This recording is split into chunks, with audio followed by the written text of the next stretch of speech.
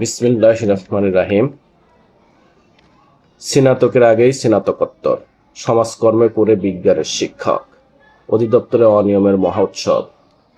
আজকে কালবেলার গরম খবর, সকালের গরম খবর যে সমাজকর্মে পড়ালেখা করে বিজ্ঞানের শিক্ষক হয়েছে, স্নাতকের আগেই স্নাতকোত্তর পাশ করেছে। আর এই অনিয়মের মহা উৎসব ঘটছে অধিদপ্তর থেকে। যাই হোক, যে প্রতিষ্ঠানের বিষয় নিয়ে কথা উঠছে সে প্রতিষ্ঠান হচ্ছে যশোর সদর থেকে 12 কিলোমিটার দূরে রুদ্রপুর গ্রামের মাহিদিয়া সম্মিলনী মহিলা আলিম মাদ্রাসা। এই মাদ্রাসায় শিক্ষক নিয়োগে ভয়াবহ জালিয়াতির রোমাঞ্চকর গল্পকেও হার মানাবে। 3 জন শিক্ষক স্নাতকোত্তর করেছেন সমাজকর্মে, আর প্রভাষক হয়েছেন রসায়ন, পদার্থ ও উদ্ভিদ বিজ্ঞানে। তাদের একজন আবার স্নাতক পাশের 2 বছর আগেই স্নাতকোত্তর সম্পূর্ণ করেছেন। আরেকজন নিজের বাল্যবন্ধুর নাম, পরিচয় ও সব সনদপত্র চুরি করে হয়েছেন গণিতের প্রভাষক। নামের মিলের এক নারী শিক্ষক চাকরি করেছেন আরেক নামে। পুরুষের নিবন্ধন সনদে শিক্ষক হয়েছে একজন নারী। সব ছাড়িয়ে বড় কেলেঙ্কারিটি ঘটিয়েছে খোদ মাদ্রাসার শিক্ষা অধিদপ্তর। কালবেলার অনুসন্ধান ও স্থানীয় প্রশাসনের সঙ্গে কথা বলে জানা গেছে, মাদ্রাসাটি আলিম অর্থাৎ একাদশ স্তরের অনুমতি পাওয়ার পর 15 জন শিক্ষক নিয়োগ দেওয়া হয়। এসব শিক্ষক নিয়োগে জালিয়াতির অভিযোগ আসার পর মাদ্রাসা অধিদপ্তর তদন্ত শুরু করে। তদন্তে 9 জনের নিয়োগ সঠিক পায়, বাকি 6 জনের ব্যাপারে ভয়াবহ জালিয়াতির প্রমাণ মেলে। এরপর তাদের বেতন ভাতা বন্ধ করে দেয় অধিদপ্তর। এর মধ্যে গণিতের প্রভাষক তরিকুল ইসলামের জালিয়াতির ঘটনাটি বড় হওয়ায় তার ইন্ডেক্স বাতিল করে ফৌজদারি মামলার সুপারিশ করা হয়। কিন্তু গত বছরের 5 আগস্ট ছাত্র জনতার অভ্যুত্থানের ক্ষমতার পরিবর্তনের পর অধিদপ্তরের কর্মকর্তা পর্যায়ে রদবদল হয়। এরপর রহস্যজনকভাবে একই অধিদপ্তরে অভিযুক্ত 6 জনের মধ্যে 4 জনের নিয়োগকে বৈধ ঘোষণা দিয়ে ফের তাদের বেতন ভাতা চালু করে। পুরো প্রক্রিয়াটি অর্ধ কোটি টাকার লেনদেনের প্রমাণ পেয়েছে কালবেলা। বাকি 2 জনের সঙ্গে আর্থিক লেনদেনের সমঝোতা না হয় আটকে যায় তাদের বন্ধ বেতন ভাতা চার। বড় জালিয়াতির নাম মুস্তাক আহমেদ। মাদ্রাসাটিতে 3 জন শিক্ষক রয়েছেন যারা সমাজকর্ম বিষয়ে পড়াশোনা করেছেন, অথচ তার প্রভাষক হিসেবে নিয়োগ পেয়েছেন রসায়ন, পদার্থ ও উদ্ভিদ বিষয়ে। তাদের মধ্যে সবচেয়ে বড় জালিয়াতির জড়িয়েছেন রসায়নের প্রভাষক মুস্তাক আহমেদ। তিনি মাধ্যমিক, উচ্চ মাধ্যমিক ও স্নাতক পর্যায়ে যেসব সনদ জমা দিয়েছেন সেগুলো মূলত তার নিজের নয়, তার নামের সঙ্গে মিল আছে এমন এক ব্যক্তির সনদ শিক্ষা বোর্ড ও জাতীয় বিশ্ববিদ্যালয় থেকে তুলে জমা দেন তিনি। ভয়াবহ জালিয়াতিটি করেন স্নাতকোত্তর সনদে। মাসুম পারভেজ নামে এক ব্যক্তির সমাজকর্মের সনদপত্র সম্পাদনা করে রসায়ন বিষয় করে জমা দিয়ে হন এমপিওভুক্ত। কালবেলার পক্ষ থেকে সনদটি জাতীয় বিশ্ববিদ্যালয় থেকে যাচাই করে দেখা যায় ওই সনদের প্রকৃত ব্যক্তির নাম মাসুম পারভেজ এবং সনদপত্রটি সমাজকর্ম বিষয়ের। শুধু একাডেমিক সনদে নয়, শিক্ষক নিবন্ধনের এই সনদ মুস্তাক আহমেদ জমা দিয়েছে সেটিও ভুয়া। তিনি স্কুল পর্যায়ের নিবন্ধন সনদকে ঘষা মাজা করে কলেজ পর্যায়ের নিবন্ধন সনদ বানিয়ে জমা দেন। তার এমপিও আবেদন দেওয়ার তথ্যও রয়েছে গরমিল। বিএসসি পাশের আগেই তিনি এমএসসি পাশ করেছেন।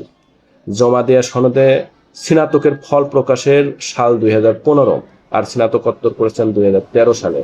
তার ব্যক্তিগত তথ্যের গরমিল পাওয়া গেছে। নিয়োগ ও এমপিওভুক্তের আবেদনের সঙ্গে জাতীয় পরিচয়পত্রের তথ্যের কোনো মিল নেই। ঠিকানা উল্লেখ করেছেন বলিয়ানপুর, বোয়ালিয়াঘাট, মনিরামপুর, অথচ জমা দেয়া এনআইডিতে ঠিকানা গোপালপুর, খানপুর, মনিরামপুর। আবেদনে বাবার নাম হাসেম আলী উল্লেখ থাকলেও এনআইডিতে আছে হাসেম আলী সর্দার। জানতে চাইলে মুস্তাক আহমেদ কালবেলাকে বলেন, আমি রসায়নে পড়াশোনা করেছি, কারো সনদও জালিয়াতি করি নাই। তবে জাতীয় বিশ্ববিদ্যালয়ের সার্ভারে তার জমা দেওয়া সনদে অন্যজনের নাম আসার বিষয়ে তিনি কোনো সদুত্তর দিতে পারেননি। আর্থিক লেনদেনের বিষয়টি অস্বীকার করে মুস্তাক বলেন, একসময় কিছু লেনদেন হয়েছিল, কিন্তু এবার সেরকম হয়নি। সমাজকর্মে পড়ে বিজ্ঞানের শিক্ষক হয়েছেন আরো 2 জন। মুস্তাক আহমেদের মতো আরো 2 জন শিক্ষকের তথ্য মিলেছে যারা সমাজকর্মে পড়াশোনা করে পদার্থ ও উদ্ভিদ বিজ্ঞানের শিক্ষক হয়েছেন। এমন একজন হলেন আব্দুল কাইয়ুম, যার ইন্ডেক্স নম্বর 007708। তিনি ফরিদপুর রাজেন্দ্র কলেজ থেকে সমাজকর্মে পড়াশোনা করে যশোরে মাদিয়ানী সম্মিলনী মহিলা আলিম মাদ্রাসায় উদ্ভিদ বিজ্ঞানের শিক্ষক হয়েছেন।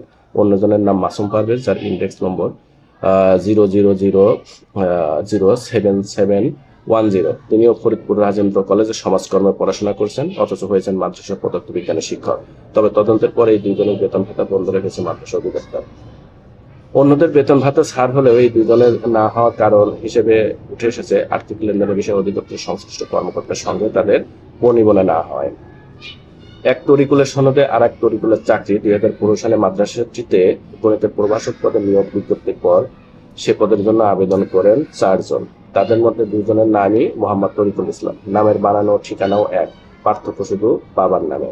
একজনের বাবা ওহেদ আলী, অন্যজনের রুস্তম আলী বিশ্বাস। দুজনই একই গ্রামের এবং বাল্যবন্ধু। কলেজেও একসঙ্গেই পড়েছেন। নিয়োগ পরীক্ষায় ওহেদ আলীর ছেলে তরিকুল 27.4 নম্বর পেয়ে প্রথম হন। রুস্তম আলী বিশ্বাসের ছেলে তরিকুল 22.2 নম্বর পেয়ে হন চতুর্থ। নিয়ম অনুযায়ী মেধাক্রমে প্রথম জনকে নিয়োগ দেওয়ার সুপারিশ করে ম্যানেজিং কমিটি, অথচ চতুর্থ হওয়া তরিকুল প্রথম হওয়া তরিকুলের সনদপত্র ব্যবহার করে মাদ্রাসাতে নিয়োগ পান।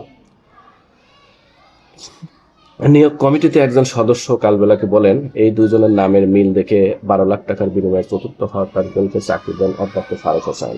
কালবেলা অনুসন্ধানে জানা গেছে, প্রথম হওয়া তরিকুলের জমা দেয়া SSC, HSC, masters, honours masters ও শিক্ষক নিবন্ধনের সব সনদ ব্যবহার করে 2015 সালের ডিসেম্বরে নিয়োগ পান চতুর্থ হওয়া তরিকুল। তিনি 2020 সালের জুনে এমপিওভুক্ত হন। সবকিছু ঠিকঠাকই চলছিল, গোল বাদে যখন প্রকৃত তরিকুল অন্য প্রতিষ্ঠানের চাকরির জন্য আবেদন করতে যান, তিনি জানতে পারেন অন্য একজন তার নিবন্ধন সনদে শিক্ষকতা করছেন। তিনি আর কেউ নয়, তার বাল্যবন্ধু তরিকুল। এরপর মাদ্রাসা অধিদপ্তর অভিযোগ করেন প্রকৃত তরিকুল। পরে দুজনকে শুনানির জন্য ডাকে অধিদপ্তর, কিন্তু নকল তরিকুল সেই শুনানিতে হাজির হননি। দীর্ঘ প্রক্রিয়া শেষে তার নিয়োগ বাতিল করে তার বিরুদ্ধে মাদ্রাসা অধ্যক্ষকে ফৌজদারি মামলা করতে নির্দেশ দেয় অধিদপ্তর। এ ব্যাপারে প্রকৃত তরিকুল ইসলামকে কালবেলা বলেন, আমার সনদ ব্যবহার করে অন্যজন চাকরি করছেন, এর চেয়ে দুঃখজনক আর কি হতে পারে। আমার আবেদনের পর তার ইন্ডেক্স বাতিল হলেও এখন শুনছি অধিদপ্তর ছেড়ে দিয়েছে। অন্যদিকে অভিযুক্ত তরিকুল ইসলাম দাবি করেন, প্রতিষ্ঠানের নিয়োগ বোর্ড সহ শিক্ষা অফিস এবং অধিদপ্তর তার সনদ যাচাই করে অন্তর্ভুক্ত করেছে। তিনি কোনো জালিয়াতি করেন নাই।